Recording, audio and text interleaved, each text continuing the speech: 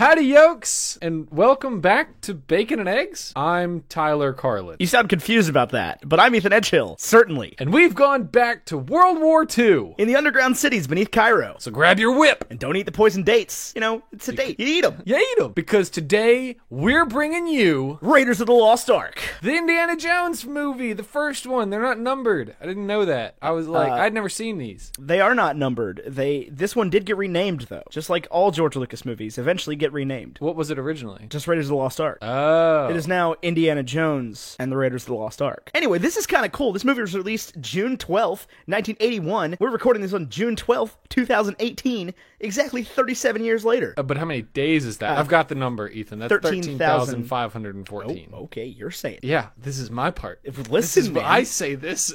I'm so shook. This was made on, I have no idea if this is a shoestring budget, but it was really cheap for what we usually talk about. $18 million, made $389.9 million worldwide. Now that's box office. That doesn't include toys and everything since. It was very well received. 95 critic, 96 a user on Rotten Tomatoes, and 85 on Metacritic, which is one of the highest scored movies we've ever done. Yes, and it's 1 point lower on Rotten Tomato audience rating and the same Rotten Tomato critic rating as Empire Strikes Back, which most people would say is George Lucas's best movie. Empire Strikes Back? Empire Strikes Back, yeah. Really? And it was 3 points higher on Metacritic than Empire. So you don't think it was better than... Or you think it's better than Revenge of the Sith? Empire? Yeah. Yeah. Yeah. Have you ever even heard the tragedy of Darth Plagueis the Wise? It's not a story the Jedi would tell you. Anyway, I've got 2 negative reviews for this movie, actually, because I think that they both identified different reasons why this is a great movie, and this is like the worst things people had to say about Raiders of the Lost Ark. Is Stanley Kaufman from the New Republic said, "This picture is offering you a pact. You agree to be a kid again, in return for which Raiders will give you old-time movie thrills expressed in sleek, modern cinematic terms. No thanks." What? Yeah, he goes on in a very long article to talk about how Raiders of the Lost Ark is a trash movie because it makes you feel like a kid again. Weird. Yeah, it was super strange. And then Pauline Kael from The New Yorker, our old friends over at The New Yorker, these are both original reviews from 1981, by the way, says, "The thrills are fully consumed while you're seeing this movie, and it's totally over when it's over. It's a workout. You feel as though you've been to the desert digs. At the end, your mind is blank. You're parched. You're puffing hard. You want relief." So all she's saying is, yeah, this movie's kind of heavy, which it wasn't. But whatever. Weird. Those are the worst things people could find to say about Raiders of the Lost Ark, is that it's a little bit heavy and it makes you feel like a kid. Oh, geez, Doc. This is heavy. So, darn. Yeah, those sound like good reasons to like the movie. I have a positive review from Arthur Knight at The Hollywood Reporter. Now, Rotten Tomatoes is saying this review came out today. Dug a little deeper. It came out a year ago today, but a June 12th review all the same. He says, "It's all done with such a great spirit of high adventure and good humor that you don't even begin to count the corpses. The finale suggests that Ford's Indiana Jones character will soon be back with further adventures, and I'm all in favor of it," which is a weird thing to say in 2017. But it's a positive review. He liked it. I suspect that probably wasn't from June 12th, 2017. What? Just because it sounds like it was written back in the day. It was probably... Oh, look at that. The Hollywood Reporter's 1981 review. Republished. Yeah. June 12th, for the 2017. 36th anniversary. Yeah. So that makes more sense. I just dug deeper. I did that for you. So, I find, because if somebody wrote that today, they would be like, it's great, but there's like a weird problem with the way that like every man treats women in this movie. Yeah, definitely. There's like, that was the only thing that I was like, oh. Yeah, you can't just, do that. You can't just be like, oh, I'm ripping your skirt off because the flames might get on it. Because God told me to. Right, okay. Okay. So, Tyler, this was your first time seeing Raiders of the Lost Ark. Yeah. What did you think? Give me a binary. Binary is a 1. That's an easy call. But here's what I'm gonna say. And I don't have qualms. I'm not mad at it. I think it was very good. I think it aged well, except for what I just said. But I did not enjoy it as much on my first viewing as I know I will enjoy it viewing it in the future. So it's got high rewatchability, but I think the first pass is not the best pass. Well, if that makes sense. It does. It absolutely does. It's still a George Lucas movie. Right. Like, there's still problems. Yes, it was a little bit more polished because it was directed by Steven Spielberg, and it had, an actual production team behind it, kind of putting the reins around him and being like, "Hey, George, let's actually try on this one. Let's try to make it make sense." And George is just like, "My movies always make sense." What are you talking about? Yeah. The movie's a genius. I am absolutely one of the greatest filmmakers of all time. You can't tell me otherwise. I am looking now. It looks like the girl that played Marion Karen Allen, Yeah. is not in the second two movies. Yeah, she's not. Oh, she was by far the most interesting character. She was great. She was absolutely great.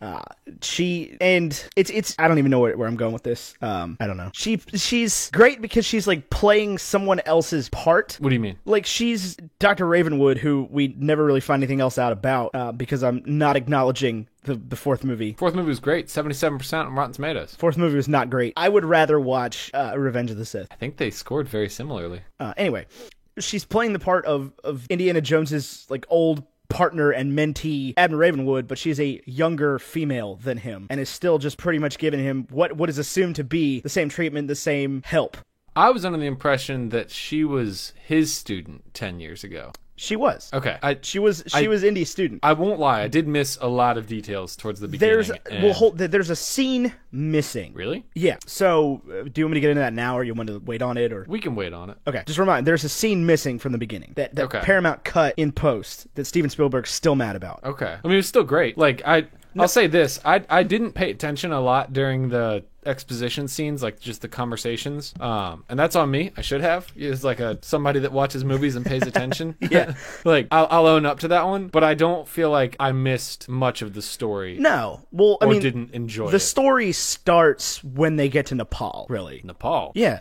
Wait, I thought they were in like South Africa and then Egypt. When was Nepal? That's where he picks up the headpiece, where he picks the girl up. Oh. She runs a not bar South in Africa. Nepal. I thought that was South America, not Nepal. No. I know I said Africa a minute ago. There's a little like plane sequence where it flies into Nepal. Oh, yeah. Yeah, you're right. Yep. What do you think of the soundtrack? Because we didn't talk about the solo soundtrack, which I do want to mention. But We definitely this soundtrack... talked about the solo soundtrack. We did? Yeah. I have no idea what we've talked about on this show. Yeah, we talked about the solo soundtrack because it In fact, used the only thing... because the solo soundtrack, unlike Rogue One, used actual pieces and motifs from the original score, from the John Williams. Right. Now, I will say this. Like I was just saying, I have no idea what we've ever said on this show, but I do know that I once complained about 5 for 4 taquitos at 7-Eleven. Yeah. Because people talk to me about that all the time. Because it's like, it's such an injustice, man. It's not good. And I've been thinking, maybe it's time we bring back injustice in America. You got an injustice for me? Well, it's actually along a very similar vein. Okay. So 7-Eleven is trying to kill me. Here we go. Okay. So not Put only on your are tinfoil taquitos- hats, people. Ty's got a conspiracy theory for you here about 7-Eleven of all places. Not only are taquitos still 5 for 4, but a power bar with 29 grams of sugar is cheaper than a complete cookie, and you can buy 3 Monster energy drinks for the price of 2. Now, I'm not a supporter of Monster, and this podcast does not support Monster, but one upon a time in my life, today, I walked into a 7-Eleven. And do you know how much do you die if you drink 3 Monster energy drinks? How much sugar is in each one of those?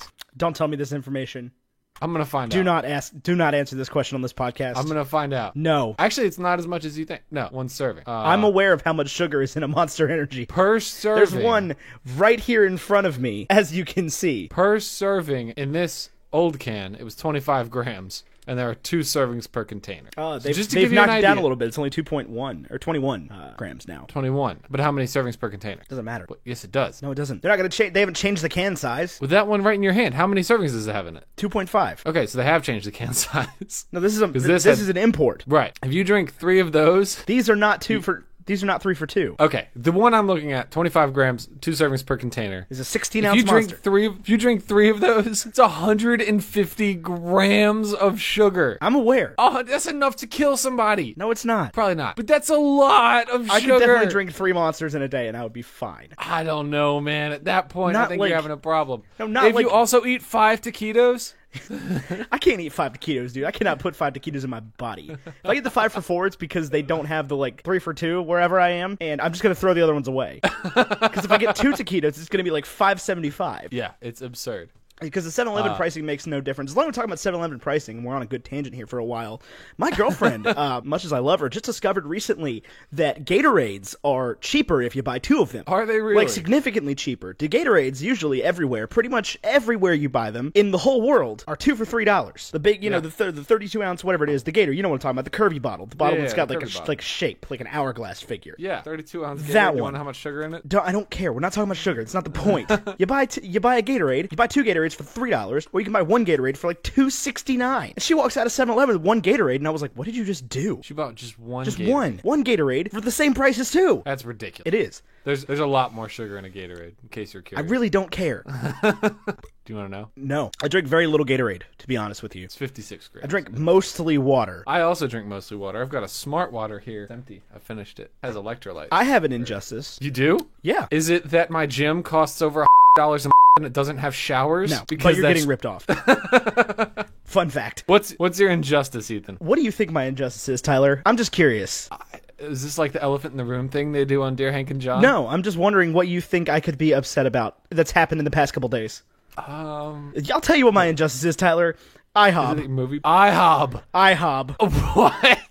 What were they thinking? This is like 2 weeks old now, so it's probably not relevant anymore. You know But- what's... Oh yeah, my okay. gosh. In the moment when we're recording this, on June 12th, 2018, IHOB is the biggest thing in the whole world. You know why I'm pissed off at IHOB? Is because it's working. It's the stupidest thing I've ever heard in my entire life. They And you changed know the what? name I'm from kinda IHOP to IHOB because now they're serving burgers. Which who in their right mind has ever walked into a IHOP and said, I would like a hamburger, please? You don't go to IHOP for hamburgers. You go to IHOP to pay way too much money for pancakes. You know, it's funny that you mentioned the IHOB thing because you and I, not 2 weeks ago, talked about doing a, like, breakfast tour, like just going to a city and then, like, eating breakfast with some of our yokes. That's you, listener. Yeah. You're a yoke. And then, like, just hanging out for a while and just doing that at, like, an IHOP. And now we can't do that. We're going to find a new chain. We're going to be ending up at Denny's, Yeah, man. this millennial will never set foot in an IHOB or Hop again until they change the name back. I'll probably go in. I'll probably find out. I haven't been, to be fair, I have not been to, I've been to one IHOP in the last like 3 years. And it was like almost a year ago. We used to do team meetings at the local IHOP. It was awful. Anyway, IHOB is an injustice, and it's an injustice because it's working, because people are talking about IHOB. I mean, it's a crazy thing. It's like, what a crazy pants decision. They were like the breakfast place was like, you know what? We've been serving breakfast for a while. Let's change our name to International House of Burgers. Burgers. Forget breakfast. We're doing meat on sandwiches now. And you know what? Somebody at like Waffle House, like East Coast Waffles Incorporated, whatever the franchising company for Waffle House is sitting there like, we've been selling burgers for years. So is IHOP.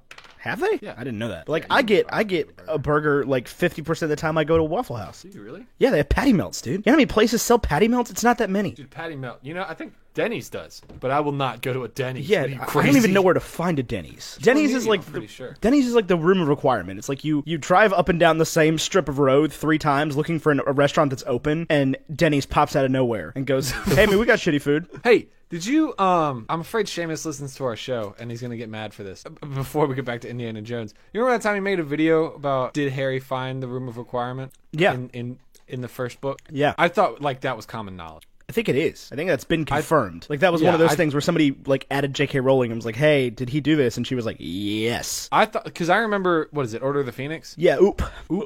Where they go a lot. I thought when that book came out, I was like, oh, the room of requirement, that's weird. I can't believe it's never been brought up before. And somebody was like, it has. It was in... Well, it wasn't said. It was never said. Right.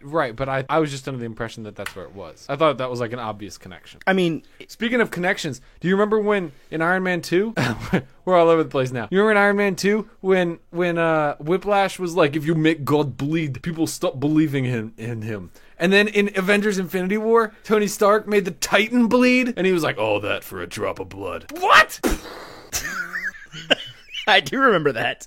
I'm just connecting things for you. And Gilderoy Lockhart is Justin Hammer. Boom. We're all over the place. He's just not. Oh, so he's Loki. Justin Hammer is Loki? No, Gilderoy Lockhart is Loki. I think I love the character Gilderoy Lockhart. Gilderoy Lockhart is absolute Loki. I'm sorry, like the whole like bending yourself to the situation, being whoever you need to be to get away with it in that situation. That's Loki's whole thing. Yeah, but Loki's got the capability. Lockhart doesn't. Lockhart has the capability. No, like Loki is actually able to like fend off a bunch of ice giants and bring the Chitauri. Okay. Justin Hammer just makes crappy weapons. Okay, well maybe not in the MCU, but in Norse mythology, Loki is pretty much the same character. Well, I'm not talking about Norse mythology. I I'm am. talking about the MCU. It's hard to distinguish, man.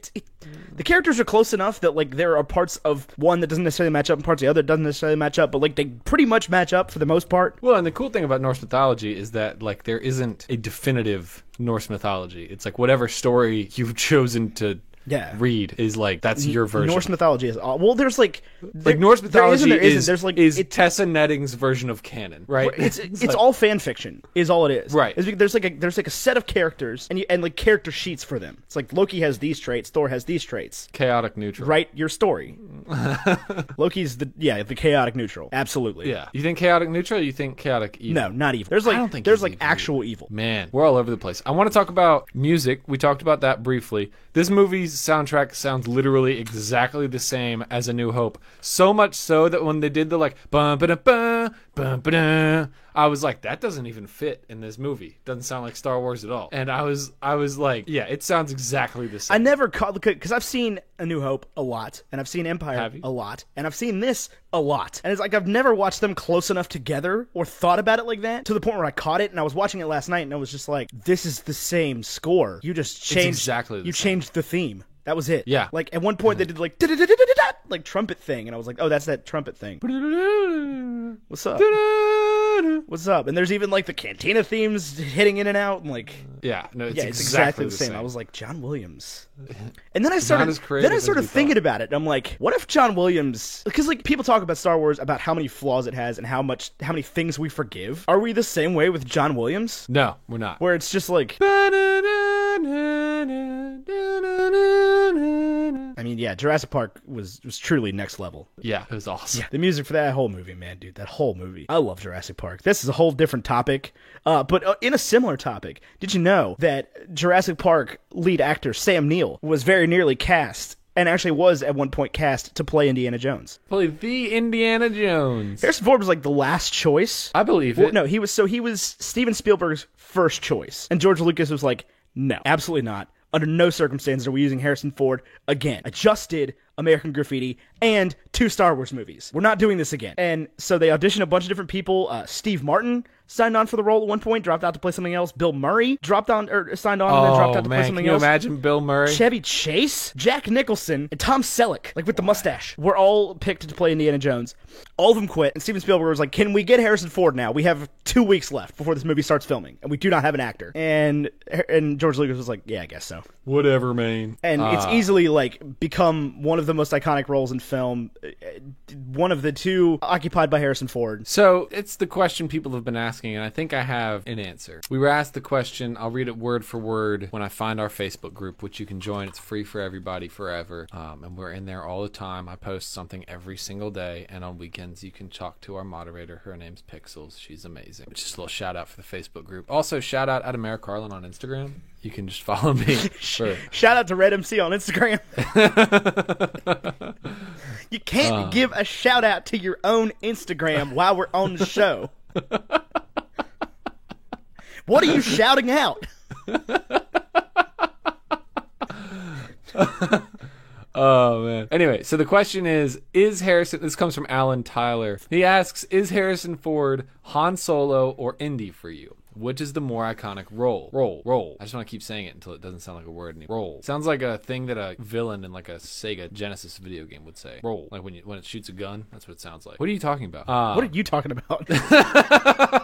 Is Harrison Ford Han Solo or Indy for you? I think I get it. People are mad because Alden Ehrenreich is not Indiana Jones. What? Right, because the new Solo is not Indiana Jones. Because when I hadn't seen Indiana Jones, I was like, excellent portrayal. I loved it. Perfect. Exactly what you were supposed to be. But now that I've seen Indiana Jones, and the characters are just... The Venn diagrams of their personalities are just intertwined mostly all the way, except Indiana Jones has more dialogue. I can see why people get confused in their brains about which Harrison Ford character they're supposed to be mad at with the new Solo, a Star Wars movie. Because I think Han Solo is the more iconic character. Indiana Jones is the more iconic role. Right, like this is the whole movie's about Harrison Ford. Right. Star Wars needed 3 people to kind of portray that lead role character. Right. There's no Luke Skywalker in Indiana Jones. There is just like Han Solo in 1939. But there is a Carrie Fisher type character. But that's different. Yeah, sort of. I don't know. I would call them different. I think Leia, like you could make a movie about Leia. Yeah. You couldn't make a movie. You couldn't make a movie starring Millie Bobby Brown or whatever her name is. You couldn't make a movie about Marion. Millie Bobby Brown, I got it right. Boom. Yeah, No, you couldn't make a movie about Marion. But you couldn't make a movie about Leia after the first one. What do you mean? Like after the first A New Hope, like it would have been weird to be like she gets her own movie now. I mean, for sure, but it like I don't know. Can Marion fly through space? No, to me, Harrison Ford has always been Indiana Jones. Like, this is what I think about when I think about Harrison Ford, is this movie. Like, this is such an iconic character. He gets to be more of a character in one movie than Han Solo ever gets to be in 3 movies. I think when you add the 4th movie in, there's a huge dynamic shift for Han Solo. Like, Han Solo the dad is maybe my favorite portrayal. I like Han Solo the kid. I also like Han Solo the kid, but Han Solo the dad, he just, like, he would look really good on a grill. Well, yeah, when you add the book... He's a grilling dad! When you add bookends to the character, it definitely but that's the thing, is like a lot of that stuff happened off screen. Yeah. For now. Obviously they're gonna fill in the gaps with the new Solo movies that are probably going to come out. I will also say they didn't I have no idea what I was gonna say. No idea. It's completely gone. What's the synopsis of this movie? What happens in it? Have you heard the theory about this movie? Can we get into spoilers? Yeah, it's 37 years old today. Oh, cool. Yeah, whatever. So there's like a Big Bang You're the Theory. only human being left who hasn't seen this movie. I guess you saw it now, so. Yeah. So there's a Big Bang Theory episode where Sheldon shows... You gotta have a really good reason for bringing up the Big Bang Theory right now. Like, this better blow my mind. Sheldon shows the science-y girl, the one, like the plain Jane looking one. I don't know their names. Raiders of the Lost Ark, and is like, hey, this is the perfect movie, and blah, blah, blah. And there's like some jokes in a laugh track. And then she's like, well, there's a huge problem with it. And he's like, what are you talking about? There's no problems with Raiders of the Lost Ark. It's a perfect movie. And she's like, well... Indiana Jones has nothing to do with the final outcome of the story. And honestly, if he wasn't there, everything would have happened exactly the same. Like, the Nazis would have found it. Yeah, she's 100% right. They would have brought it, and they would have all died. She's 100% right. Yeah, and like, if Indy hadn't gone to Nepal, they would have had the... It would have been way easier sooner. for them. Yeah. So, Indiana Jones has absolutely no bearing I could get on what the you're story saying. Like, whatsoever. Indiana Jones becomes necessary once he takes the medallion. Yeah, but then they get it back. Right, but they couldn't have... True. But they couldn't have gotten it without him if he had taken... They would have figured it out. They were digging in that whole area. Yeah, I mean, they would have eventually just come upon it. They would have just excavated it. Yeah. Just tore the whole city up. Right. Yeah, no, I'm with that. And that whole little model underneath of the city, underneath the city. It's not to scale, and it's not painted. I was hoping you'd say that. I saw you set me up for that one, and I was like, oh my god, it's Back to the Future. No, but I really... Is this what, when they did podcasts in like the mid-'80s, where they're like, okay, so we're talking Indiana Jones, talking Back to the Future, and we're talking Star Wars. Those are the franchises, and that's what we get. That's what we're talking about. Yeah, it was no different. How did they do it? Nothing's changed, different? Except Marvel. They introduced Marvel at some point. There's Marvel and a couple more Star Wars films. Yeah, pretty much. There's new Han Solo movies now. And the word podcast. Yeah, and the whole medium. Yeah, but in the 1980s, when they did like solo radio shows, because you could just do that then, right? You didn't need like a network. I don't know how this worked. No, you definitely needed a network. I guess you could do like ham radio. But you could buy a Trabant. Oh my god, are we back on this? If you have never seen a Trabant, people, Google it. We are everywhere. We are all over the world. That's a East Berlin reference for you. Ooh, and there's Nazis in this movie. I brought it back. Brought it all back. As you can see, circles are connected. There were no Nazis in East Berlin. None. What? None. Do you know who made the Berlin Wall? The communists. Russia. Oh, I don't know. The Soviet Do you know how Union. Little I know? The USSR. Do you know how little I know about the Cold War? Like, I can tell. Fun yeah, fact. Very not much. Injustice in America. We're not teaching the Cold War well enough. It might still be going on. We definitely taught the Cold War well enough. If there's one thing we learned in school, it's the Cold War. Do you know when the Berlin Wall was constructed? 1961. I would not have known that. I didn't know that off the top of my head either, but I sure as heck knew it was after World War II ended. After which, there were no more Nazis. I know that there's still Nazis. We live in Virginia. There were no more Nazis in Germany. It's like punishable by death. What was I going to say? I couldn't tell you what dates World War II happened, but I know that 1961 is after it. 1939 to 1946, I believe. 1939 to 1945. September 2nd, 1945. Is that VJ Day.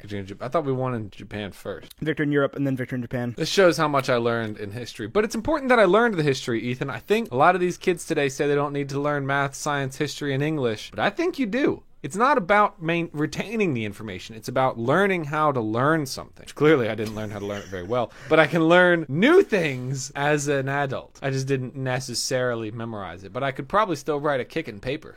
Probably.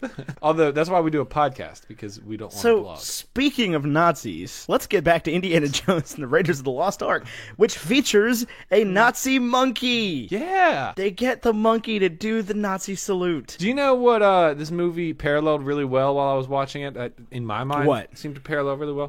Pirates of the Caribbean, Curse of the Black Pearl. I could see that. Although, like, if you just consider that the monkey is actually just a droid, it's just Star Wars. Which Star Wars? A New Hope. How so? Or maybe some derivation between A New Hope and Empire. But just the Han Solo part. You got. I think there's definitely different character dynamics, but I definitely saw parallels throughout. I was just the whole time I was watching this, after having just watched all the Star Wars movies back to back to back to back to back to back to back to back to back to back.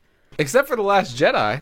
I was still pretty back to back. Yeah, I mean that was not that long ago. Yeah, you can see that the monkey is clearly just a stand-in for like some sort of droid type character. BB-8. BB-8 didn't exist yet. Criminal. I love this movie. This is like one of my favorite movies. Like as far as like adventure action movies go, it's up there. Really? Yeah. What is better than it? And do you think you look at it with rose-colored glasses? Not really. It holds up. Yeah, I agree, and I don't want to be a stick in the mud about it, but I think there's only the one thing that I was like, and it's the same problem with Back to the Future. Same problem with Back to the Future, and with honestly with Star Wars. all of these movies. We've never respected women. Yeah, and like that's why when the whole like Me Too thing happened, when like I definitely if you've been assaulted, say something. Please. But like, how did we not see that coming? I don't know, but it happened casually enough that like, I know I used to think differently than I do, and now I hear about like women, especially like women being assaulted on their job as like actors and stuff. I'm like, why? How? Who in the does that? Yeah. Whereas before I know I was just like, we can overlook it.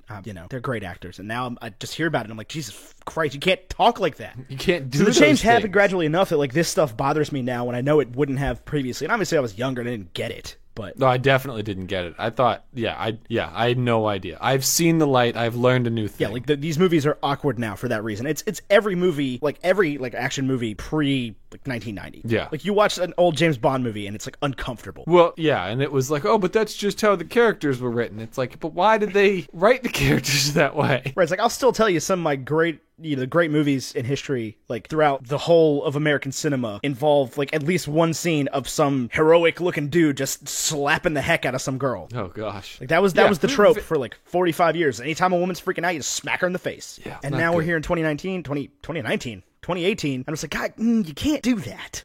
Like there are definitely ways that people are treated in this movie in Indiana Jones where I look at it now, I watch it again, and I'm just like, ooh, it makes me it's gross, man. Like, but it's like you're creepy, bro. It doesn't. But on some point, and nobody's trying to make it less in the movie. No, there's no push for like we should throw out the last 100 years of American cinema. No, it's like even nobody's saying that. So it's an important piece of history, right? Nobody's saying it, and this movie's in the Library of Congress, considered like historically, culturally significant. Really? Yeah. People like this movie was a big deal. People like it. Yeah, people liked it. Interesting. People liked it. I also liked it. And it's one of those things like there's definitely a dumb dichotomy that exists between these movies and Star Wars, in that like people like either you're an Indiana Jones fan or you're a Star Wars fan. Like that's dumb. You can like both. Yeah, obviously you can like both. Yeah. But it's like I was shown Indiana Jones before I was introduced to Harrison Ford and Star Wars. Like I saw this movie, I was probably way too young to have seen this movie. Oh my gosh. There were definitely scenes in this movie that I was watching as a 25-year-old and I was like, I don't like this. This is scary. They had to change a lot in editing to make this not R-rated. Really? Like what? Like the scene where the dude's head gets blown up. I felt like there was a lot of near nudity scenes. That too. Yeah, there's just a lot of stuff that had to be kind of changed around to avoid the R rating, because they were not going to give a movie like this an R rating. It would have killed it. Yeah, because it doesn't have the rest of the things in R rating. Right. Like consistent profanity and dark themes. Right. Well, and and that's the thing is like, and now we're at a point in cinema where unless it's a big like huge franchise movie or it's like made by Disney or something like that, it's not good if it's not R rated. You think so? Yeah, most movies are like R rated now. Really? Yeah. Was that one? I'm just gonna pick one up out of my brain. Quiet Place was PG-13. Man, that's surprising, especially for a horror movie. Yeah, it is. You know what else is great about The Quiet Place? Is that it's 90 minutes. You know how freaking tired I am of 2-hour movies? Yeah, like there's been a consistent problem with horror movies, and like PG-13 horror movies have almost never been good. Yeah, I've definitely. It's like, especially a lot recently, even with the introduction of Deadpool, it's like our ratings are everywhere. Yeah. Because and then like they did Logan, and then they did. And I get it. It's part of this whole thing with like this is why people like shows that like Netflix puts out or HBO and stuff, because they don't have the rules to them, and now a lot of movies are following suit, and they're just like, well, we're just gonna make a movie that's R-rated regardless. I think what I'm excited for is the point we get to where something has to be R-rated because it has some mature theme to it, but like there's a scene that is necessary for the show or movie, but is the only, like The Room Like, it's got that one scene that makes it bad. The rest of the movie is like, I've never watched it all the way through. But it's got like the rest of the movie outside of that is like totally, I don't know. I feel like there's a way to hit home how valuable that scene is by making it the only scene. Like if, and this is going to be like a weird example, but if you were trying to hit home like a child abuse thing really hard, and you made like a movie that seemed pretty normal for most of it, and then like in the middle, dad comes home out of nowhere, like beats his kid, and that's like the only clear R-rated scene. I don't know. I think there's a powerful move that could be made there. What are we talking about? Well, movies are almost never R-rated because of like thematic content. It has to be like graphic or explicit or sexual. Right. Like you're talking earlier about Dead Poet Society. Like there's a lot of heavy in that movie that probably shouldn't be shown to a 12, 13-year-old. There's scenes in that movie that I think every 12 or 13-year-old should see. Maybe 14 or 15, but I mean, there are and there aren't. Like, I don't know, but nothing gets rated on thematic content anymore. Right. It's like, it doesn't matter if it's too intense, if the themes are too intense for a child to handle. It's like, as long as nobody's on screen. Like, go for it. Anyway, Indiana Jones and the Raiders of the Lost Ark. I wanted to tell you about this because you said you didn't really pay attention during the beginning necessarily, and you feel like you might have missed a few things. There is a scene missing from the beginning, and it kind of gives a little, and it's not major, it kind of gives a little bit of context to Indiana's character that doesn't really, without the scene taken out, or with the scene taken out, it doesn't necessarily make a lot of sense in some parts. There's that scene where the guy comes over to his house to discuss the mission with him, right? And it's like a really awkward transition, and Indiana's standing there in like a velvet smoking jacket. Mm-hmm. He was supposed to have gone home with the girl from his class that had like "I love you" written on her eyelids. Wild. He brought her home and was like giving her the old 1-2 in the bedroom. Oh my gosh! And you see, there's supposed to be a scene where she comes out and like talks and has lines, and you can see that it's the same girl, and that explains the relationship he used to have with Marion and the kind of character that he was supposed to be. And Paramount was like, you can't have like this teacher thing going on. Yeah, I'm with Paramount on that one. Well, it's college. Is that like a thing at college? Yeah. What? Yeah. Ew. I would guarantee you 5 girls that you know slept with their professors in college. At our school. Yeah, 100%. 100%. Ew. I thought that was like a thing. No. Like that's a real thing. Well, a lot of them aren't really that much older than us. Don't care. Just saying. Either way, Paramount was like, no, you can't do this. And they left the whole rest of the movie. And it just doesn't, the relationship that him and Marion have doesn't necessarily make a lot of sense without that in there, especially if you're not really paying attention to it. But so there is a scene cut out there. And it's like the transition between, because it seems like they were in his office and then they were at home. And there's no correspondence, but suddenly Indiana's wearing like a smoking jacket. Do you ever wear a smoking jacket? I don't own a smoking jacket, but I am also not from the 30s. So it wasn't just commonplace for me to have like a mink smoking jacket lying around. What makes it a smoking jacket? I actually don't think smoking jacket is the correct term. I think it's just pretty much like a robe. But a smoking jacket, I believe, is like the tuxedo type jackets that are velvet and have a different color than the lapel. They were traditionally used in smoking lounges, and they wore the jacket so that their other clothes wouldn't smell like cigar smoke. Seems like a smart move. Yeah, except it doesn't work. Oh my god, I don't want to update my PC. Go away. You need the most up-to-date PC that there has ever been. Ever. So, originally, he was supposed to be called Indiana Smith. Why? Because George Lucas is bad at naming things. Luke Skywalker's a pretty cool Luke name. Skywalker wasn't thought of by George Lucas. You're right. Well, yeah, it was. It was Luke Starkiller, wasn't it? And then Georgie was like... No, George wrote Luke Starkiller. Somebody else, Lawrence Kasdan or whatever, was like, you can't do that. That's a dumb name. You think so? It's kind of violent. It is pretty violent. Luke's not really a violent person. And there is a base called Starkiller Base. Yeah, I believe that was what we would call an homage. An homage, you say. Yes. Anyway, he's called Indiana Smith. Steven Spielberg forced him to change the name on the first day of production. Yeah, because that's a stupid name. Yeah, he just like told everybody else, all of the characters and everything, that it was Indiana Jones now. And it's a great name. Yeah, and George Lucas was just kind of like, what? And it was too late by that point. Steve was just like, we're not refilming scenes. We're staying this way. Yeah, we're not refilming scenes. You can go away. Stop it. I'm better at this than you are. Just deal with it. So what did you think about this movie? Tell me how you felt about it. I liked it. I thought it was really interesting. There's like a whole cast of characters, and there's a plot, and beginning, middle, and end. First, second, third act, if you will. You sound like you didn't even watch the movie. I did watch the movie. Did you finish it? I did. At the end, they all get zapped, and then him and her go like somewhere else. He's wearing like a jacket and a hat. Yeah, he always wears the hat. What's the deal with them wearing like long pants in Egypt? Isn't it hot there? Are you gonna say the thing? It's a dry heat.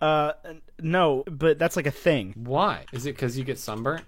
I don't know. I don't think shorts really existed in the 30s. What? Yeah, like nobody from these old movies wears shorts. Weird. Why not? Like, do you wear shorts? I do wear. I'm wearing shorts right now. What kind of shorts? Cotton shorts? They are, yeah, like sweat shorts. They're like sweatpants, but with short legs. Sweatpants with a short leg. Interessante. I don't know. What did you think of it? What's the, like, did you see any scenes where you were like, man, that was amazing? Because I didn't have that experience. I just saw the whole thing and I was like, this was a fun romp and I enjoyed it. And I bet there's a lot of stuff that I can get from rewatching this movie. No? Nothing? Hold on. I'm reading about shorts. I like shorts. They're comfy and easy to wear. Wait a minute. During the 1930s, North American men started wearing shorts for athletic outdoor activities, such as tennis. However, it was still taboo to wear shorts outside. Wait, isn't tennis outside? Like, not wearing them for that activities. Interesting. So when did we start wearing shorts? It says by the outside? late 20th century, however, it became common for men to wear shorts as casual wear in summer. Huh. So, yeah, shorts are a relatively recent thing. What do you think of shorts? Do you feel like your legs should be exposed, or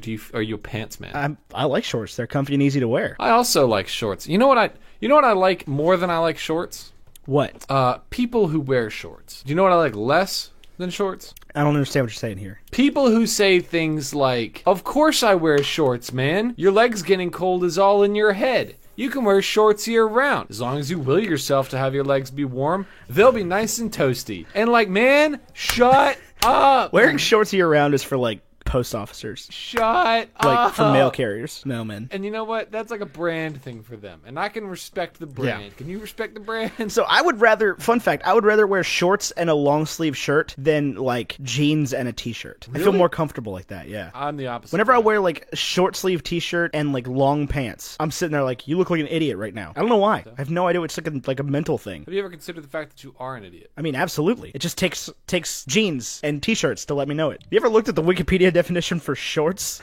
Shorts are a garment worn over the pelvic area, circling the waist and splitting to cover the upper parts of the legs, sometimes extending down to the knees but not covering the entire length of the leg. They are called shorts because they're a shortened version of trousers, which covers the entire leg but not the foot. Trousers cover the entire leg? I would have thought trousers. They're just shorts, bro. No, trousers are pants. I thought trousers were underpants. No, pants are underpants in the United Kingdom. Get out. Yeah. I thought trousers was put your underpants on. Like, get your trousers. And now, trousers are pants. Like, pants. Like, outer pants, not underpants. Overpants. What do you think of kilts? It's great if you're, like, Scottish royalty. If we're born in America, stop. Here's my thing, is if there's going to be, like, an event where you can wear your kilt, that makes some semblance of sense. Like, you play the bagpipes, and there's a bunch of other bagpipe players, and you're all wearing kilts.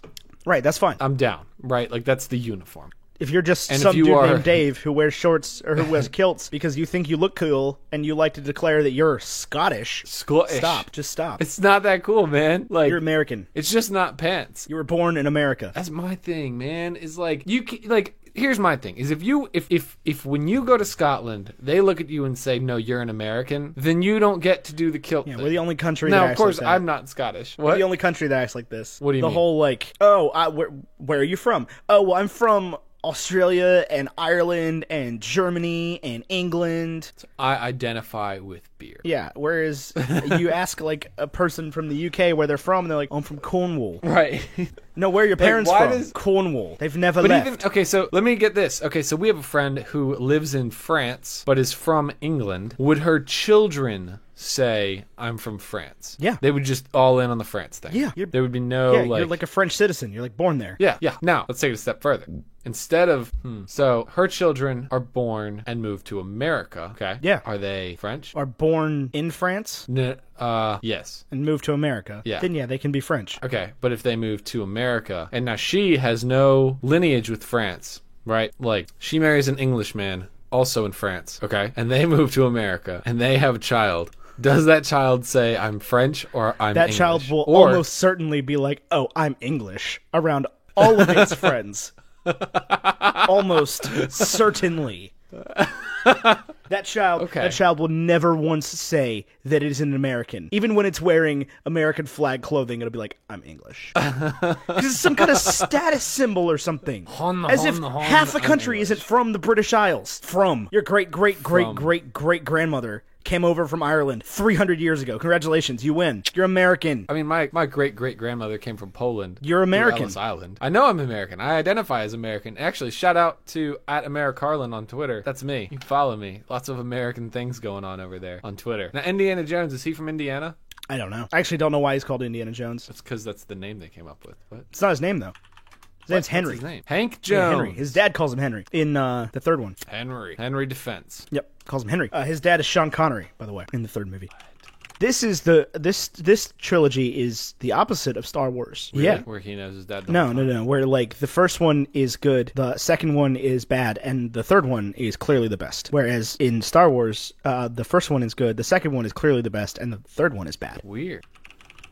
Yep, that's the thing. Sorry, you asked me a question about this movie earlier, and then I never answered it. What was your question? I forgot. What's your question, Ethan? Oh, what do you like about it? Why do you think it's so great? That's a great question. It's like it's almost the same thing with the original Star Wars movies. People are like, why are the original Star Wars movies so great? And you're just like, they just are, because it's Star Wars. I don't know. I feel the same way about this movie. It's like it's such a great adventure story. Like it's religious, but not too religious, and it brings home that whole like, yeah, some of this stuff actually happened. You know what I like is that it proves that the Nazis had to be wrong, right? There's this little detail in there where it's like, oh, the Jews are not wrong about everything. Right. It's like there were the Ten Ten Commandments. Right. And like Moses brought them down from the hill. They existed. Yeah, I can show you. They're here in the Ark of the Covenant. Now, maybe I would consider myself relatively well versed in the good book. Not extremely well versed, because I was under the impression that anytime that we said the word ark, we were referring to a boat. It is a boat. It's the boat that holds the Ten Commandments. Okay, well, it's not a boat here. It would have been a very small boat. It's the vessel. Is there some citation here? I'm sure there is. I don't know what you're asking. Like, I don't know. I guess I just, when I think Bible and Ark, I think of Noah. Okay, that's fine. How often do you read the book of Exodus? Not frequently, but Genesis 6, right? That I've read. Is that when Noah comes in? I'm gonna have to check that. That seems awfully early. It is early. The wickedness and judgment of man. Noah and the flood. 6:9 through 22. So that whole like Garden of Eden thing only takes like 5 chapters? Yeah. Well, no, less than that, because you had to have the Cain and Abel thing. Yeah. Garden of Eden thing is 1 chapter. Is it really? Yeah, it's the first chapter. Dang. Well, maybe the second chapter. Man, that's crazy.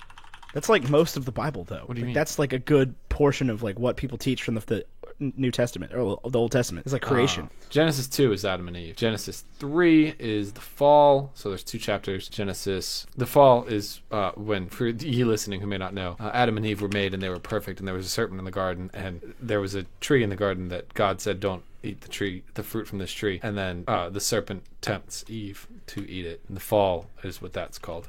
Is her doing that. And then chapter 4 is Cain and Abel. Cain and Abel is a story about 2 brothers. One of them kills the other. I don't know which one which. Anyway, the instructions for the creation of the Ark of the Covenant were found in Exodus 25:10. Oh, well, you learn something new every day. I feel like if they were ever going to teach this at church, they'd be like, who's seen Raiders of the Lost Ark, everybody? I'm hip. I'm trendy. I know about movies. Yeah. Raiders of the Lost Ark. Pretty much. Yeah.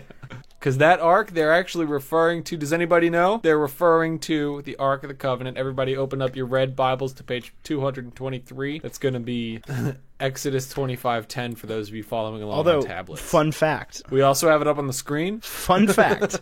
The Ark of the Covenant in Halo is a boat. And by boat, I mean ship. And by ship, I mean spaceship. But it is also a ship that holds their secrets. But not their commandments? I think those are their commandments. The Covenant. There's a lot of religious symbolism that goes on in Halo, believe it or not. It's actually an incredibly complex story.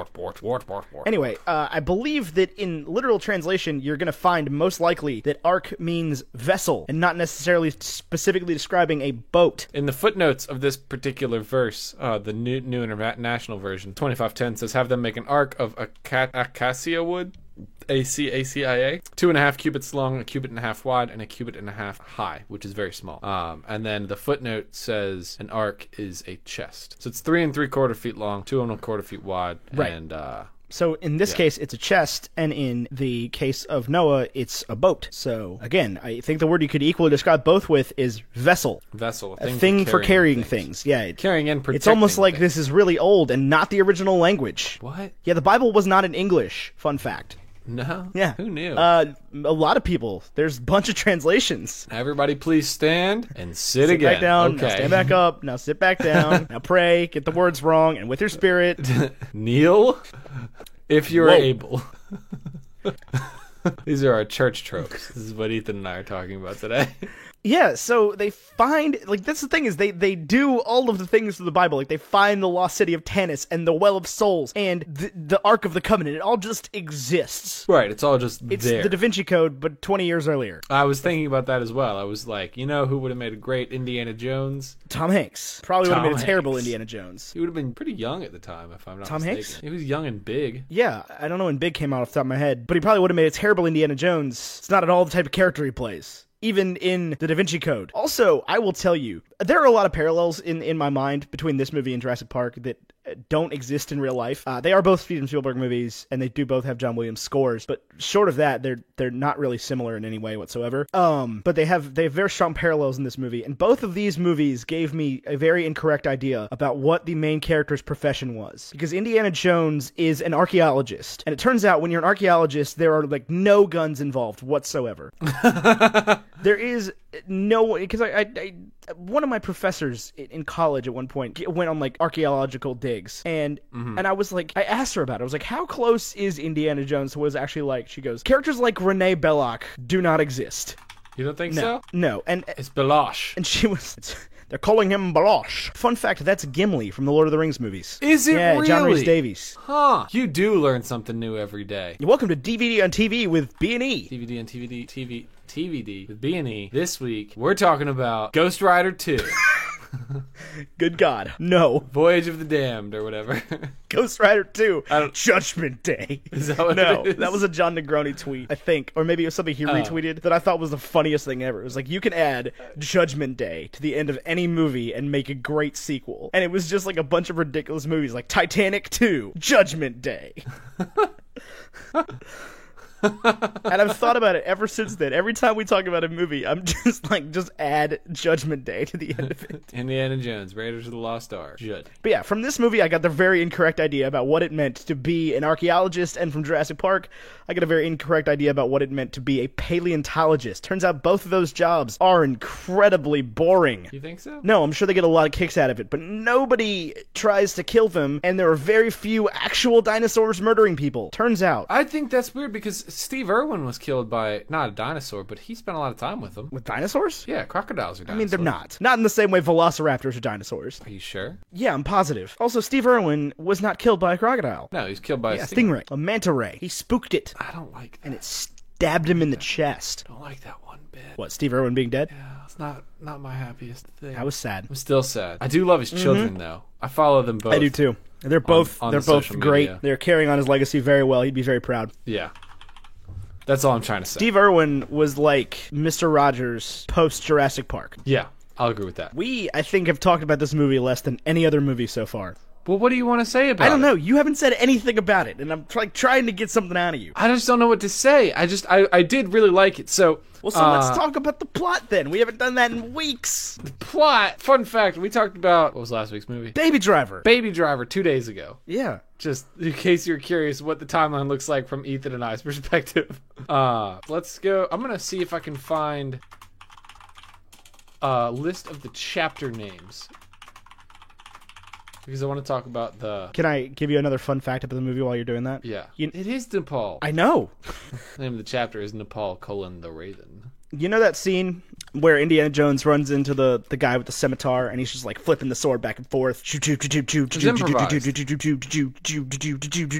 Right, and then he just shoots him. It was indeed improvised because everybody on set had food poisoning. And they were like, everyone on set had food poisoning. Like, the whole crew. And so they kept trying to get the take. There was supposed to be, like, a big, like, duel where Indy was going to grab the sword with the whip. And they were like, okay, we've got this part of this day to shoot it. If we can't get it done, like, we got to move on. Everybody had food poisoning. So they did, like, 3 or 4 takes of it. And finally, Harrison Ford just pulls the gun out and shoots him. The actor reacts. And Spielberg's like, cut, done, bye.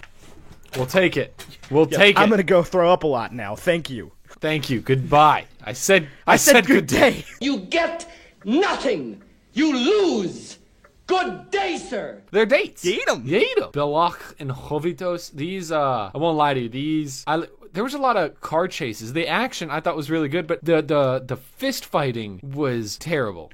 did not Yeah, age well. No, and it never did back then. Like this was right on the cusp of them having like actually good fight scenes. Right. It was very like, why I oughta. Right, because they didn't get those kind of stunt doubles. Like they got the like action Right. scene stunt doubles, not like the fist fighting scene stunt doubles. This is before Scorsese made like Raging Bull. Can you imagine if like Matthew Vaughn had made this film and that dude jumped into the propeller? Oh yeah, That would have been horrible. yeah, probably. Do you want to know what they made the sound of all the fist fight noises with? It was famous sound designer who also worked on Star Wars, Ben Burt. I love this dude because like he's the only, I guess, recorded sound designer ever. Like that they know what he did. That he like admitted to what he did because he keeps getting. There's always like little tidbits about what he did, and so all the fist fight noises were Ben Burt hitting a pile of leather jackets with a baseball bat. Huh. Have you ever hit a pile of leather jackets with a I have baseball not, bat? but I feel like it's fun. I feel like Ben Burt had a good time doing sound design. What's the name of that kind of sound design? What is that called? That's called Foley Sound Design. It was named after Jack Donovan Foley. Foley. That's Foley what Sound it is, Design. It's yeah. where they use the everyday stuff to make things actually sound like things. I remember they did a quick like between the show, like it was in a commercial break, but instead of commercials, it was during the credits. In Cat Dog, they would show a scene of them like running through a bunch of things, and then they would like make the sounds Right. on the other half It's of the a screen. fascinating thing to watch. Yeah, it's very, very And so, some other Ben Burt things from this movie: the sound of the arc lid being slid open was actually just Ben Burt's toilet, like the top part. Like he pulled the lid off and just like slid it sideways. And that's the noise of the arc being slid open. That just like You know that song "Dare You to Move"? by Switchfoot. I almost said Slipknot. Yeah, That's the same thing. A Switchfoot. Switchfoot, yeah. I know it's not what the sound is, but at the beginning of that song, it's got like this weird metallic sound, and I've always thought it sounded like I don't even know what they're called, but you think know of the it like now. the weights at the gym, Which weights? the disc weights that you put on like a bar. Yeah, vaguely. What do you mean I know what they vaguely? are. You've Yeah, I been know to what the they gym are. ever? I'm just like trying to. I've always thought it sounded like those, like rotating against each other. The listener can't see it, but I'm pantomiming. Dare you to move? So, the Foley thing I thought was cool, and I appreciate you bringing the facts up. I have one more fact. One more Foley sound. You have fact, one more yeah. fact about the one more sound. Foley sound The fact? sound of the boulder that chases after Indy in the first scene, or the first little part, is actually just a 1980 Honda Civic driving over some gravel. Really? Yep. Turns out actual boulders don't sound like that, which is definitely a thing that happens a lot with like Foley sound design. Is they'll try to use the actual thing and it just sounds really disappointing. I believe so. that. They had just gotten done rolling boulders down a hill, and they were driving down the hill in the Honda Civic, and Ben Burt was just like, hey, whoa, that's the sound. That's it. That's what we've been looking for. Yeah, so just a little fun fact for you. Just a little rock paper scissors joke. That's all I got as far as Ben Burt's sound design goes. The dude's simply a master. Simply a master? Yep, simply. It seems pretty complicated to me. It's definitely complicated. I have no idea how they come up with that stuff. But at the same time, I do, because I'll hear sounds all the time. I'm like, that sounded like a different thing. Sounds like somebody walking. You know, a movie had great sound design. While we're talking about Foley sound design, Which one? Thoroughbreds. Interesting. Should throw that out there. Plays really well with sound. So does Quiet Place. We've talked You know, about a movie also had really great sound design. Baby Driver. Indiana Jones, Baby Driver. Pop, pop, pop, pop. Wait a minute, I had a list of the scenes pulled up so that I could talk about them. I like this movie. I'm curious. We're not going to do another media check-in this week because the last one, like we said, was 2 days ago. I really liked this movie. I thought it was really interesting. I thought the characters played really well together. So tell me about the characters. Tell you about the Yeah, characters. what did you like about the characters? Who did you like? Who did you not like? I really liked. I thought the villains were a little campy, but that was kind of just how it was at this day and age. I'm gonna pull up the IMDb so that I tell you about the characters and to say their name. I loved Indy. I thought he was like ultra interesting, and I loved that they had that opening scene where he was like, "That belongs in a museum." He didn't say that, but I felt it. And then the next scene is like him teaching in a classroom, and it's like, "Oh my gosh, he's just a teacher." It's like it just like harkened back to me being a child and being like, "I wonder what my teachers do after school." Nothing. They live here. They sleep here. I definitely work think that was part of live that here. whole thing. It's like there was no need for him to be a professor. Right, but to me it was like very cool. It was very cool. Belash was super forgettable for me. I couldn't keep track of all the villains. The only one I knew for sure was a villain was the guy with the burn on scary his evil hand. German guy. Yeah. Yeah, I think there was like two other guys that were like half villains, or maybe it was one dude and I was confusing them. I don't know. But the only guy I was for sure is a bad guy was the guy that burnt his hand. Yeah. Well, I thought it was weird that Belloq ended up being a Nazi and like did the whole thing, like went all in on it at the end. Like I definitely thought that was strange. And he has a weird, almost like change of heart at one point, and then doesn't. And it's just like he's just because he struck me at the beginning. He's just kind of like a mercenary, like he's a grave robber. Yeah, like he was just the national treasure. He was just the guy who had the money. He wasn't Hail Hydra. I mean or he's anything. He's Sean Bean. But that's what I was saying. He's That's Sean what I Bean. was He's Ed thinking. Harris Sean Bean in the second one, and not what Ed Harris is in the second. Yeah, the bald guy. National treasure. Who's like, your great-great-granddaddy stole the thingamabob from my great-great-granddaddy. Yeah, it was a paper from Lincoln's death, right? From John Wilkes Booth's diary. Yeah, that guy. Ed Harris, the guy from Westworld. Great. I don't you watch should. Westworld. I should. You're right. It's got Ed Harris in it. Ed Harris is great. He was in one of my favorite space movies of all time, which doesn't even take place in space. It's called Apollo The 13? Abyss. Takes place. Apollo 13 definitely takes place in space. He's also in one of the movies that messed up my brain more than anything else. Which one? The Truman Show. Oh yeah.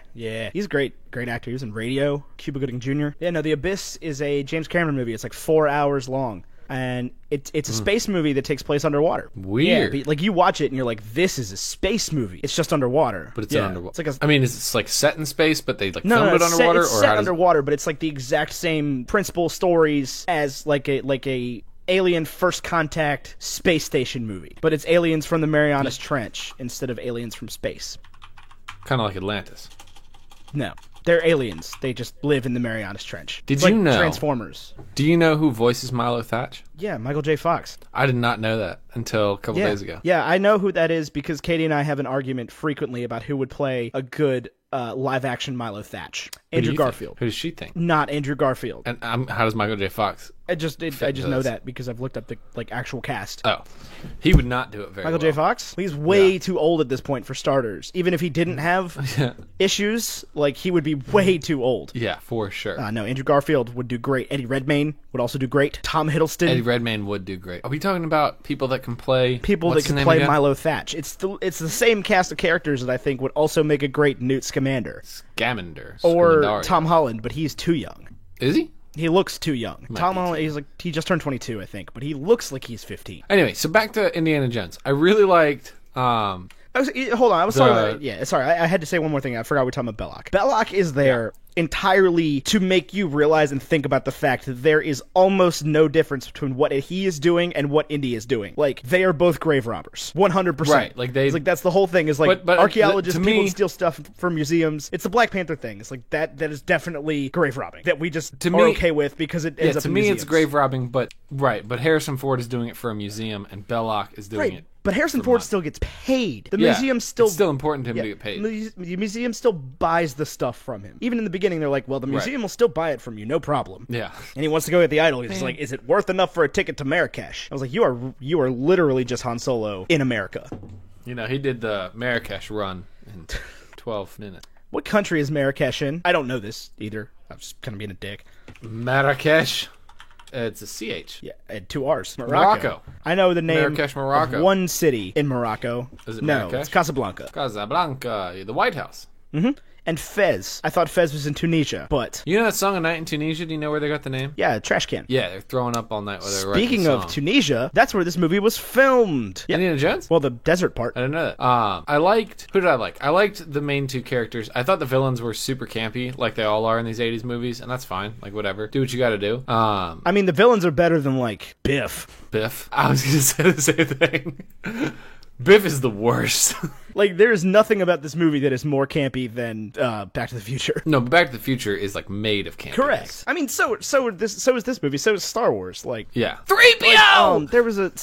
Spielberg caught a lot of flack for a quote about this movie, and I gotta remember the actual line that was like, at the heart of every avid moviegoer is a child, is what he said. Well, yeah. And people had a lot of issue with that because they're like, I'm not a kid. I like fancy, big movies that make me think about stuff. And he was kind of like, well, why are you going to see Indiana Jones then? Indiana Jones is you think about it, that's a kid's movie's name. Yeah. But then it's got the guy that gets chopped alive by a propeller. Yeah, that was rough. That was a tough moment. But once they were having that fight under the plane, I was like, there's no way this is gonna go well. Even when I was a kid, I was like, this guy's gonna be chopped up by a propeller. Like, I mean, it happens in The Incredibles. Yeah. We were cool. Even with when it I was then. like 6, I was like, this is what's gonna happen. Yeah, maybe it was telling kids, hey, stay away from propellers. Can I share another fun fact? What's that? Steven Spielberg and George Lucas thought of this movie while they were sitting on a beach in Hawaii during the press junket for Star Wars: A New Hope that George Lucas Really? just skipped. And they got the news that that Star Wars ended up being a hit and did well at the box office. So George Lucas was like, all right, what am I going to do next? And he and Spielberg talked about it, and Spielberg was like, well, I want to direct a Bond movie. And George Lucas was like, hey, I've got an idea for you. It's not quite Bond, but it's not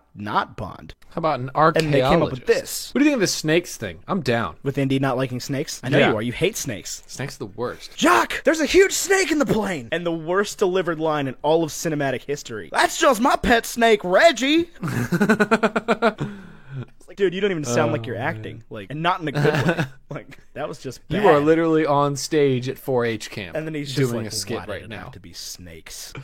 Which... I did think that was a little... I didn't like that. I didn't like the spiders or the snakes or anything. I was like, okay, those are part of it. But did they plant the snakes? Was that like the idea by the Jews to like have this farm of snakes down there? What did Say they that eat? again? Jews with the Ark of the Covenant, where they like let's put snakes down there so nobody can get it. Yeah, I think so. Seems like a weird idea. 1900 years of snakes. You got quite the snake farm. 1900 years of snakes.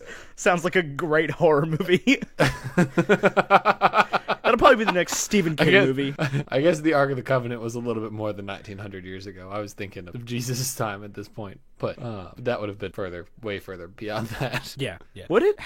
What was the difference between Moses and Joseph? Jesus and Moses. How much older is Moses than Jesus? Yeah, it'd be like 1500 years. Where did you pull that out? Rabbinic Judaism calculated the lifespan of Moses corresponding to 1391 to 1271 BCE. Jerome gives 1592 BCE, and James Ussher gives 1571 BCE as his birth year. So about 1500 years. You pulled that up really quickly. I just Googled when was Moses alive. Fair enough. That's not that far, actually. Well, that's, I think, on a 6,000 year timeline, which I think is pretty well accepted to not be how it was. Yeah, but I mean, like, the Egyptian civilization didn't last for that long. Lasted longer than... Right, but I mean, like, Jesus and Moses both dealt with the same Egyptians. Like, not the same people, but, like, the same civilization. Like, Right. the Egypt that they were living in, or whatever, Was the same Egypt that Moses was living in. Have you not seen The Prince of Egypt about Moses? Well, according to this, it was the same sort of kingdom, but there were like 3 eras of leadership between them, and the late period to Alexander's conquest ended in 332 BC. So I have no idea what was going on from 332 to 0. A lot of Egyptian stuff. Yeah, a lot of Egyptians doing Egyptian stuff. Ramses was Moses. That was the guy from Exodus. We got super biblical today. Yeah, we're talking about Raiders of the Lost Ark, the movie where God kills the Nazis. Did you miss that part? Good work, God. Did you? Is that why he killed them? Or would he have killed anybody that I looked think, at nobody the can Ark? look into the face of God or whatever. Yeah. It's a pretty well established thing. Yeah, he would die at the glory. What else you want to talk about with this movie? I what don't know. Well, we're at about that real quick, time. what was your favorite part and what was your least favorite part? I'm guessing your least favorite part was the scene with the snakes. I mean, I'm not uncomfortable by snakes on screen for the most part. I think what I didn't like the most, because it was a little freaky, was when... Actually, what I didn't like the most was when she gets broken into the second room in the tomb where the Ark was and where they were left. And like all the skeletons are like mummies for a few seconds and like attacking her. I thought that was like the dumbest thing. Because it like, the way it's shot is like they're alive. And then Indy shows up and it's like, oh, it was just a perspective thing and you were just freaking out about I would nothing. agree with that, yeah. And I thought that was stupid. I dislike the scene in the bar in Nepal when scared, like the whole, I don't like that whole character, the scary German dude, when he's I'm just not a like, huge Fräulein, you would give us the piece or we would rip your fingernails off with my hand. And I'm just like, dude, you are so weird. Yeah, so creepy. Like, make my eyes hurt. He's a super creepy dude. He looked ultra sweaty all the time. Did you catch Yeah. that? And I'm sure you didn't. This is this kind of thing that only I would notice. That Indy's buddy that betrays him at the very beginning, that runs off with the idol and the whip, is he's Doc Doc Ock? That's Yeah, I cool. caught that. I love that guy. Yeah. Alfred Molina. That happened to Indy like 4 times, didn't it? Yeah, Indy's constantly getting that done to him, like constantly. Yeah, where like he'll have a buddy and then his buddy's like a terrible human being. Except Sala. That's Gimli. He's got such a deep voice. People don't have deep voices like that. That guy does. Gimli doesn't. Yeah, he does. You've probably seen Lord of the Rings. I more watched it recently like a than I week have. ago.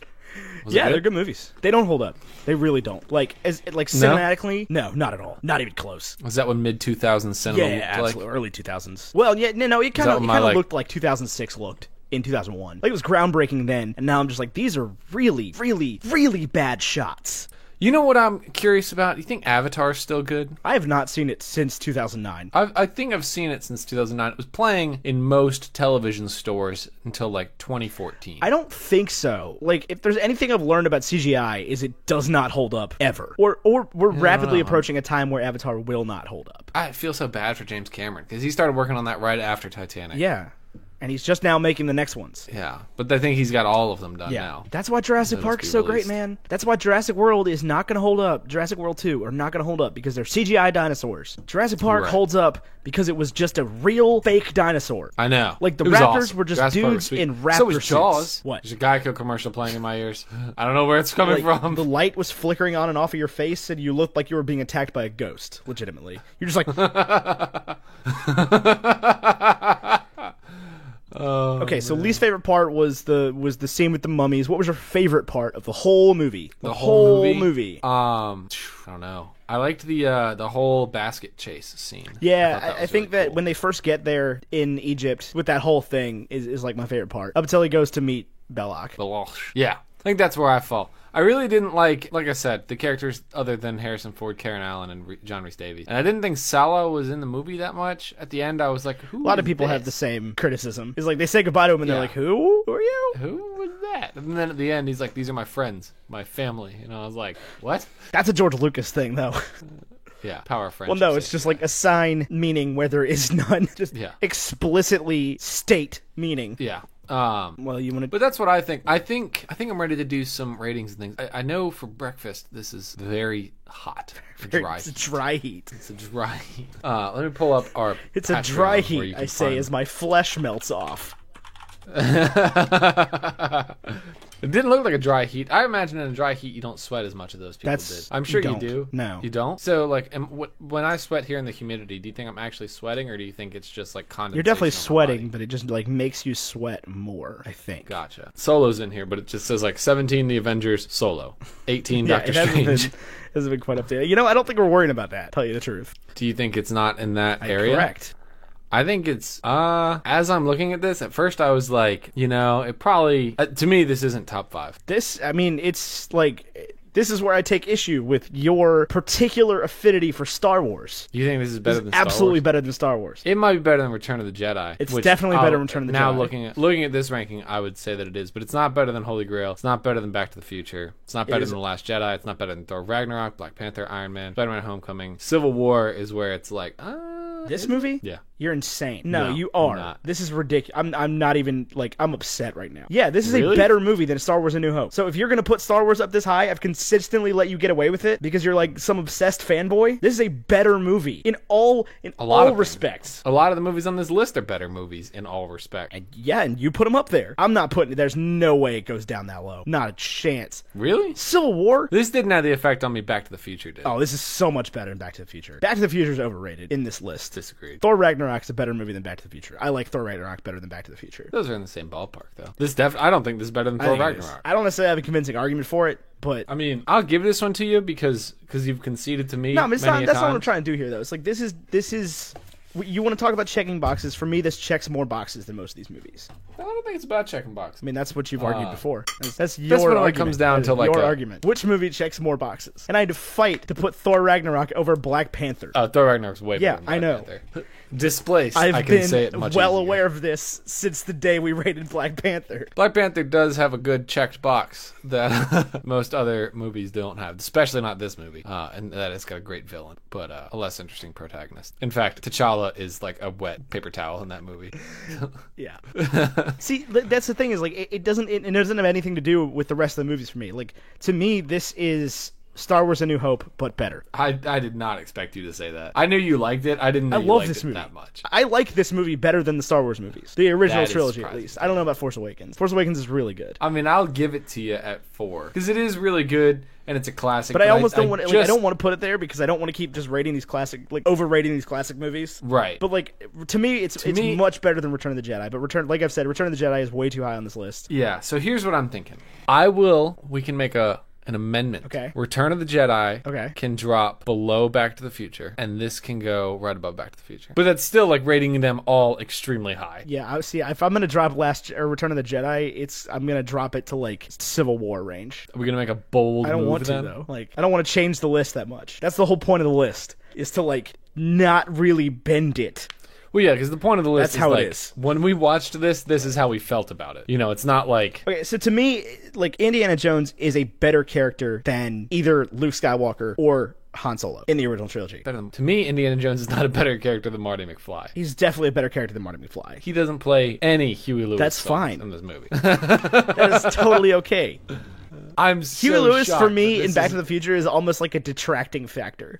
I historically don't like songs being used for an effect in movies. Like musicals? No, not musicals. Like, when they use pop songs to, like, make a point in a movie. That was my issue with Guardians, to tell you the truth. Is it leans so heavily on, like, Hooked on a Feeling by Blue Swede. Hooked on a Feeling by Blue Swede, that's my song! Belongs to me! Dude, I don't know, man. This is tough. These are tough conversations we're having. They are. I almost don't even want to We decide. have to decide. We have to make a... I know we do. But like you are saying it is so much higher than I would ever have considered. Because you refuse to admit that Star Wars isn't the end-all be-all of everything. It's But just it not. is. But it is the end of... The Force Awakens is literally the best movie we've ever reviewed. For now. For now. I don't think I will have a negative discussion about that. About what? About the movie you and I are both thinking of. Oh, no. Actually, there's two movies we've added There's two to the movies list. added to the list that... One specifically that I'm... I think both of them are clear favorites. Yeah. I mean, one movie that you're telling me to review now, I would put on, like, my top 5 movies ever made.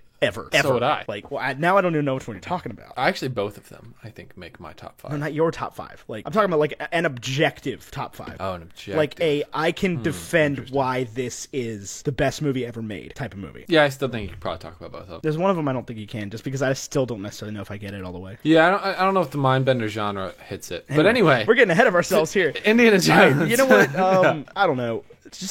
It's... I was not more grasped than I was with Back to the Future, but I will grant... I just don't know what you saw in Back to the Future that was like that. Oh my god, this movie! I really don't don't get know. it because like I love Back to just- the Future. it Was just just did it so, for me. like, this is a cool movie. Ha yeah. I just really did it for me. Every time we look at this list and I see Back to the Future, I'm like, oh my, go watch that. And then I don't. And But that's I the thing think is like I don't about need to it. fight about this movie because like it is great, but it's like it's not my top. It's never gonna be my top. I could replace it with a dozen movies. I can understand that people like it in the same ballpark, like for the same reasons they like Back to the Future. To me, I feel so bad that we keep putting classics up here, but there's also something to be said for classics. It's like they made a lot of movies from 1975 to 1990, and we cherry picked the best ones to talk about on our show that are still being talked about, that are timeless Right. for a reason. And they made a lot of great movies before know. 1977 that are still Right, but that's the furthest I'm back just saying, we go like- on here, from what I can there. tell. There exists a whole Many excellent right, yeah, a films. whole thing. Actually, isn't Monty Python 75? Yeah, Oh, that's what I said. I said You 77. said 77. Yeah. Why did none of the Star Wars movies have years? I don't know. There's a bunch of weird things missing on the list, like a number for Solo. I know that. Okay, I haven't done and that a year yet. for Deadpool 2. I'm aware of that one. And a year for Deadpool 2. Those are the only two I can see. And Scott Pilgrim doesn't know either. Weird. Why did I just not put years in those? That's so strange. There's no idea. I'll go fix that. I guess because these are all the new movies that we've reviewed, and they all went to the top there for a while. Yeah. So, Oh, the list is busted. Baby Driver and Star Wars Episode 6 are both listed as number 5. yeah, I know. I haven't updated them yet. We've been over this. Okay. Where do you want to put it? Where is your heart telling you to put it? And I swear to God, if you say Captain America: The Winter Soldier, I'm gonna punch you through this computer. I think it's better than Return of the Jedi, but I don't want to put it above Monty Python is my problem. So in this 5 through 7 range is I think where it's better than the Monty Python. see. I'm not of the camp that Monty Python No. is the greatest movie ever made. It's funny. It's good, but it's like I don't even want to say it's not groundbreaking. It's just like It's definitely groundbreaking. Nobody was doing anything like that. it's just something. Like it's I don't know. Okay, here's what I'll do. Okay. It's all your fault because you put Return of the Jedi here. I know, because when John was on the show, he made such a case for it. I literally remember sitting there just going, What? like, I'm sure you can go back and listen to that episode where I'm like, huh? Star Wars Return of the Jedi isn't even the best Star Wars movie with the word Jedi in it. You think Last Jedi is better Absolutely. than Return of the Jedi? But John was like, you can't split them up. And I was like, yes, sir. I know. Do you want to move Jedi to below Back to the Future and then put this above Back to the Future? Okay. Yeah. We can do that. So that makes it the I don't even know. It'll be on the Patreon. I don't know. It'll be on the Patreon. It'll go Baby Driver, Holy Grail, this. Yeah, back. it only mattered for a couple weeks anyway. Do you think something's going to get in No, between those? but I mean, all the numbers will change again. Oh, right. Yeah. Not this next week after this, I don't think. But I'll be surprised. I know that next week we're talking about the Lego movie, and just as a preview, I was of the camp that it was very good, but not as very good. oh man, I loved the Lego movie, but like we're talking about like Ant-Man territory. That's what like I'm thinking. that. It just is where- preliminary. It's like right there with Ant-Man. Yeah. If you look at this sort of area, it's definitely like there's a huge gap between Ant-Man and Revenge of the Yeah. Sith right here. That I'm amazed we haven't. but We just it's don't review a whole lot of definitely- like middle of the road movies. Yeah, it's definitely in like the Ready Player One, Back to the Future Part 3, Winter Ant-Man. Soldier, Ant-Man category for me. Man, Winter Soldier in the movie community just does not fit right there. I would put Winter Soldier lower, honestly. The star power of that I movie, just though. hate Bucky Barnes. All right, we I don't need a hate Bucky breakfast Barnes. food. I just, God, it's a dry heat, Ethan. It's a dry heat, so it's just like butterless pancakes. Oh God. That's the driest thing I can think of. Like no syrup, no butter, no drink, just pancake. Is it tamaya? Tamaya? that? That's one of the most commonly eaten foods in Egypt, made of crushed fava beans paste. That makes me think of Silence of the Lambs. That's And- uncomfortable. Fava What? bean paste. Don't say fava bean paste. It makes my skin crawl. Okay. Is it? Is it dates? It might be dates. Can you eat dates Yeah, for I'm sure breakfast? you can. You can eat. It's a date. Yeet 'em. Yeet 'em, Tyler. Yeet 'em. You can't even Google, can you eat dates for breakfast?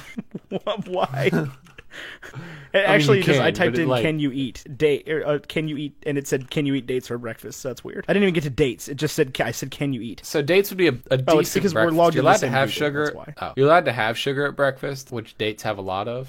It's when you're supposed to eat sugar. I was gonna during say. the I day. feel like the most sweet things are for breakfast. Sweet Yeah. is a less You know what? aggressive taste in the morning. I'll take dates. It's a date. Yeah, I forgot we were logged in the same Google account for a second, and I typed in "can you?" and it said "eat dates for breakfast," and I was like, "Okay, Google, stop listening to me. Thank you." Of course, God only knows I haven't touched my phone, but I'll still get an result for like date flavored breakfast shakes on my Facebook ads next week. I had one the other day that blew my mind. I can't Look, I'm just remember gonna what it was say now, it so right that sounds now, interesting. like watermelon gum, and it's just gonna show up on Facebook in 3 days. If it does, you have to screenshot. I will. My eyes are watering. This happens like the end of Well, every you got- recording session. You're a crybaby. I just love recording episodes with you, Tyler. It makes me weep. You're so lame. No, I'm just like my eyes are sweating. That sounds like a good time to wrap it up after I just said my eyes are sweating. Okay, so we've done a breakfast food. We didn't We've do a villain ranking. ranking, but that's okay. I don't like the villain. I'm gonna give him a 3 out of 10. Okay. But it's the same problem with all the 80s films. He's better than Biff. Back when back when your villain didn't matter. Hey, ladies, howdy, yokes. Thanks for listening. Hey, to Bacon and ladies. All right, the Fonz. What's up, buddy?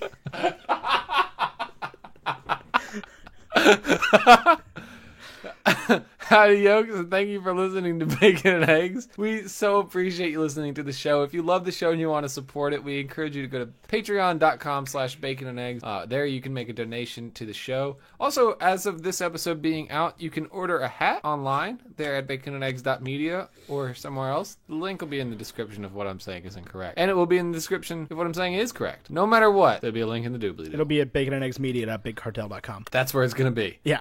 You can also follow myself and Ethan on Twitter and Instagram. I'm at AmeriCarlin. That's America RLIN. Link in the doobly-doo. Ethan's at Wow Now. O's are zeros. Link in the doobly-doo. But you should really follow the podcast on Twitter. Now that's at Bacon and Eggs 23. A lot of good stuff over there. We get like a lot of good stuff. A lot of dank memes. Can I Dank. say dank? D-A-N-Q. Like Belloc. Belloc. Dank. Dank schmemes. How do you say a B emoji out loud? You talking about B-movie? Do you like jazz? I wasn't there for that part of the internet. There was no earthly reason why the honeybee should be able to fly. It's too fat and its wings are too small. According to all known laws of physics, that's it. Yeah. So anyway, thank you so much for listening. Thank you even more for donating. Next week, we're talking about the Lego movie, followed by The Prestige, and maybe Dead Poet Society? We haven't really gotten that far yet. We've talked about it. But that's probably what we've talked about. That's probably what's next. Or we can just keep It's cool. pushing It's off cool. the Prestige until the end of time, as we've been Until the so end of successful time. at doing so far. Yes. Our artwork is done by Vaishon Brandon. Our moderators on our Discord are Ines Fuenmayor and Rachel Dickhausen. Our moderator on Facebook is Isabella Pearson. Thank you so much to all of y'all. And that's all I've got, San Diego. Right? Great, Tyler, you did a bang-up job there. I've been Ethan Edgehill, he's been Tyler Carlin, and until next week, arrivederci. Americans, you're all the same. Always overdressing for the wrong occasions. Zoo. And then, like, just hanging out for a while and just doing that at, like, an IHOP. IHOP.